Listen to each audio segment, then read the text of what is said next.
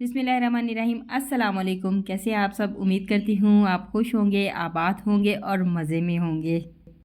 सुबह सुबह मैं उठी हूँ, लॉन में गई तो बहुत ही ज़्यादा धुंध देख के तो मैं हैरान हो गई, क्योंकि गर्मियों का स्टार्ट हो चुका है, बल्कि गंदम भी पक चुकी है। कई जगह पे तो गंदम की कटिंग भी हो चुकी है।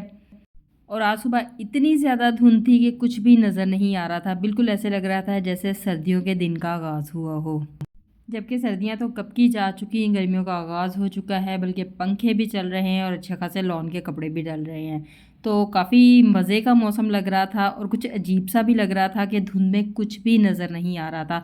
पास के पौधों के अलावा दूर कुछ भी नज़र नहीं आ रहा था। ऐसे लग रहा था कि बिल्कुल इतनी ज़्यादा धुंध पड़ गई है। थोड़ी देर मैंने लॉन के अंदर गुजारी, कुछ थोड़ी सी वॉक की। सुबह सुबह का टाइम तो मुझे वैसे भी ज़्यादा पसंद है। उसके बाद जी हम आ गए किचन में, जो कि हमारा मेन घर का हिस्सा है, जो हमारे साथ चिपका हुआ है और जिसमें मुझे लगता है आधी से ज़्यादा ज़िंदगी गुजर जाती है। ये वही तवा है जिसको मैंने साफ़ करने की वीडियो दिखाई थी। काले तवे से मैंने इसे बिल्कुल ऐसा निकाला था। अगर आप भी देखना चाहें तो शॉर्ट वीडियो मैं पहले ही अपलोड कर चुकी हूँ, आप भी जाके देख लें। इस तवे को इतना नीट और इतना साफ़ मैंने कैसे किया। ये तो रही जी तवे को साफ़ करने की बात। अब आते हैं ऑमलेट की तरफ। ऑमलेट में मैंने कुछ ख़ास नहीं डाला था। एक प्याज बारीक करके डाला, 2 सब्ज़ मिर्चें डाली, नमक मिर्च गरम मसाला डाला, अंडे डाले, थोड़ा सा इसके अंदर दूध डाला, अच्छी तरह से इसे फेंट लिया। तवे को हल्का सा गर्म किया, इसके ऊपर थोड़ा सा ऑयल डाला। ऑयल डालने के बाद जी इसके ऊपर मैंने इस मिक्सचर को फैला दिया ताकि अच्छा सा ऑमलेट बन जाए। ऑमलेट को हमेशा हल्की आग के ऊपर पकाएं तो बहुत ही मज़े का बनता है। जब हम इसे तेज़ आग पे पकाते हैं ये फ़ौरन से पक जाता है, कलर ले लेता है, लेकिन अगर देखा जाए तो प्याज अंदर कच्चे कच्चे रह जाते हैं, जबकि ऐसा नहीं होना चाहिए। हल्की आग पे पकाएंगे तो बहुत मज़े का ऑमलेट बनेगा।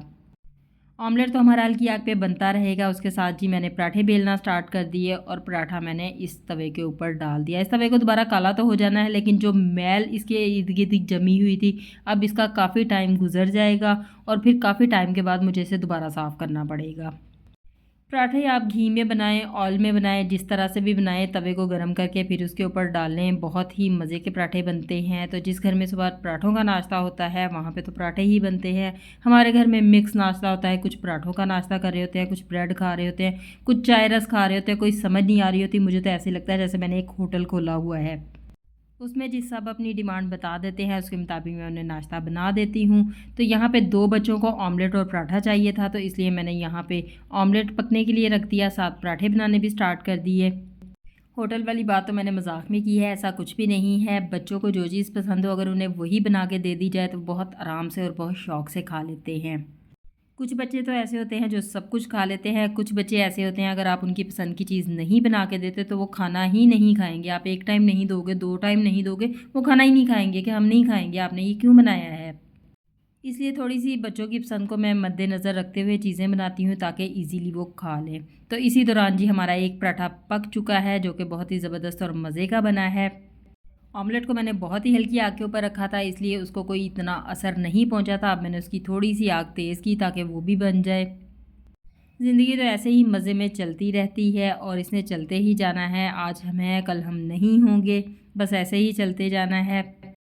पराठा हमारा पक गया। पराठे को मैंने साइड पे किया। उतनी देर में मैंने दूसरा पराठा बेल लिया था, उसको भी मैंने तवे के ऊपर डाल दिया। बहुत सारे लोग मेरे से एक सवाल करते हैं कि आप कच्चे पराठे के ऊपर घी क्यों लगाती हैं। आज उसका भी जवाब दे देती हूँ कि बहुत ज़्यादा जो सख्त वाले पराठे या अकड़े हुए पराठे हैं वो नहीं बनते, बल्कि अगर कच्चे पराठे के ऊपर घी लगा दिया जाए तो वो मज़े का भी बनता है और थोड़ी सी टाइम की बचत भी हो जाती है कि आपने कच्चे पे ही लगा दिया, एक साइड से वो पका है, फ़ौरन से आप इसको पलट लेंगे। पराठा वैसे किसी भी तरह का बना हुआ हो मज़े का ही लगता है, चाहे क्रिस्पी बना हुआ हो चाहे थोड़ा सॉफ्ट वाला बना हुआ हो, दोनों तरह के अच्छे ही लगते हैं। पराठे के ऊपर घी लगाते हुए मेरी कोशिश यही होती है कि इतना का घी लगे कि जो तवे के ऊपर इतना ज़्यादा बाद में ना पड़ा हुआ हो, ताकि अगर बाद में हमने रोटी भी बनानी हो तो हम ईज़िली उसके ऊपर बना सकें। यहाँ बातों बातों में दूसरा पराठा भी बन चुका है। ये बाकी बच्चों के लिए नाश्ता बन रहा था। उमर जो था वो स्कूल जा चुका था, उसको मैं लंच बना के पहले दे चुकी थी। बाकी बच्चे थोड़े से लेट उठे थे, घर पे थे, 9 बजे तक उठे थे, तो तब मैंने उनका नाश्ता बनाया था। ऑमलेट को मैं एक ही दफ़ा पूरे तवे के ऊपर फैला देती हूँ। उसका फिर ये है कि आप उसके दरमियान में से पीसेस कर लें। पीसेस करने से वो अच्छी तरह से आप उसको पलट सकते हैं। जब वो एक साइड से पक जाता है उसके दरमियान में निशान लगा के पीसेस कर लें और उसका दूसरी साइड भी पलट के पका लें। अगर पूरे के पूरे ऑमलेट को एक ही दफ़ा ट्राई करेंगे पलटने की तो वो पलटा नहीं जाएगा, टूट जाएगा। बस इन चीज़ों का थोड़ा-सा ख़्याल रखना पड़ता है। अब जी दूसरा पराठा भी हमारा बन गया। यहाँ पे मुझे 2 ही पराठे बनाने थे। उसके बाद मैंने ऑमलेट को भी देखा और इसकी भी साइड पलट दी। तो ये देखिए इस तरह से अगर आप इसके पीसेस कर लेंगे तो बहुत आसानी से इसे पलट सकते हैं। एक साइड से ये बहुत अच्छी तरह से पक गया है, अब दूसरी साइड से भी इसे अच्छी तरह से हम पका लेंगे। आप में से ऑमलेट किस किस को पसंद है या कौन डेली नाश्ते में ऑमलेट खाता है, ज़रूर बताइएगा।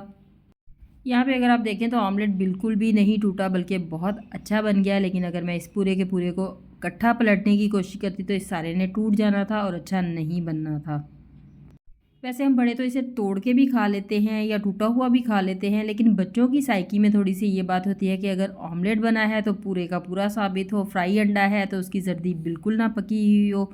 तो जो उनकी डिमांड्स होती हैं उसके मुताबिक ही कुछ ना कुछ बनाना पड़ता है। दूसरे तवे को मैंने हटा लिया और यहाँ पर मैंने चाय रख दी है। मैं चाय में पानी नहीं डालती, मुझे पानी वाली चाय अच्छी नहीं लगती, इसलिए डायरेक्ट दूध के अंदर पत्ती डाल देती हूँ और उसे पका लेती हूँ। मौसम चेंज होने की वजह से बच्चे चाय नहीं पी रहे। ऑमलेट को मैं चेक कर रही थी कि इसके नीचे वाली साइड पे कलर आ गया है या नहीं, तो इसके नीचे वाली साइड पे बहुत अच्छा कलर आ गया था। ऑमलेट नीचे से भी पक गया था। दूध के अंदर मैंने चीनी डाल दी थी चाय के हिसाब से, पत्ती मैंने यहाँ पे डाल दी और अब इसको हमने अच्छी तरह से पका लेना है। तो बाकी पानी शानी में अगर आप पत्ती पकाते हो तो उसका कलर ज़्यादा तेज़ बनता है। वैसे मेरी चाय इतनी ज़्यादा कलर वाली नहीं होती, लेकिन इतनी कम कलर वाली भी नहीं होती, वीडियो में कुछ ज़्यादा ही वाइट आ जाती है और ऐसे लग रहा होता है कि पत्ती बिल्कुल भी नहीं डाली, जबकि ऐसा नहीं होता। चाय बन गई थी, नेहा को चाय रस खाने थे तो उसके लिए मैंने रस बाउल के अंदर डाले और उसके ऊपर चाय डाल दी। रस और चाय को मैंने थोड़ा सा मिक्स कर लिया और इसे थोड़ा ठंडे होने के लिए छोड़ दिया। जब ये ठंडा होगा तो फिर मैं नेहा को इसे खिला दूँगी। नेहा को ये खिलाने के बाद और अपनी चाय पीने के बाद मैं भी फ्री हो गई। बच्चों ने भी नाश्ता कर लिया था। नाश्ते के बाद कुछ धोने वाले कपड़े मशीन के अंदर डाले। उसके बाद जी हम 1 घंटे का रेस्ट किया। उसके बाद हम दोबारा किचन में आ गए क्योंकि यहाँ पे बनाना था दोपहर का खाना। तो उसके लिए जी फ्राई पैन के अंदर मैंने घी डाल के गर्म होने के लिए रख दिया है और दूसरे फ्राई पैन में जो आपको दूध नज़र आ रहा है ये तकरीबन 1.5 से 2 लीटर दूध था। 1 चम्मच इसके अंदर कॉर्नफ्लोर का डाला, आधा कप इसके अंदर चीनी डाली, आधा से पौना कप चीनी डाल सकते हैं। कुछ थोड़े से कटे हुए पिस्ता और कुछ थोड़े से कटे हुए बादाम भी इसके अंदर डाले और इसे पकने के लिए छोड़ दिया। 1-2 कतरे इस दूध के अंदर मैंने येलो फूड कलर के भी डाले थे और इसे हल्की आग के ऊपर हमने पकने के लिए छोड़ देना है। 10-15 मिनट इसे पकने दें ताकि ये थोड़ा सा गाढ़ा हो जाए।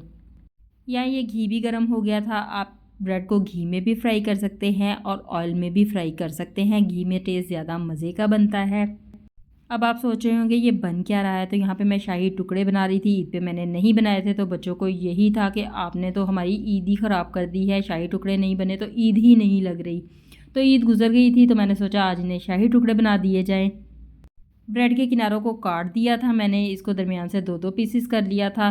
ब्रेड को आपने जब भी फ्राई करना है इसको बहुत हल्की आग के ऊपर फ्राई करना है और ज़्यादा ऑयल या ज़्यादा घी लेके उसमें फ्राई करना है।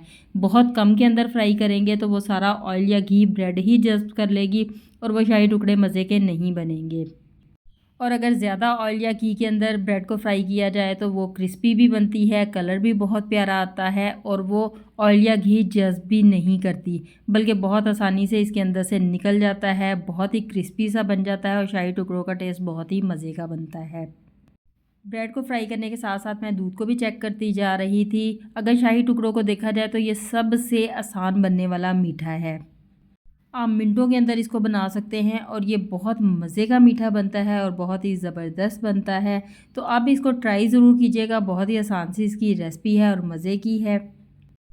ब्रेड को फ्राई करते हुए एक चीज़ का ख्याल और भी रखना है कि इसे ऐसे छोड़ा नहीं जा सकता, बल्कि फ़ौरन से इसकी साइड चेंज करते रहना है क्योंकि ये ब्रेड बहुत जल्दी कलर ले लेती है और अगर इसे जल्दी जल्दी ना पलटा जाए तो ये जल भी जाती है।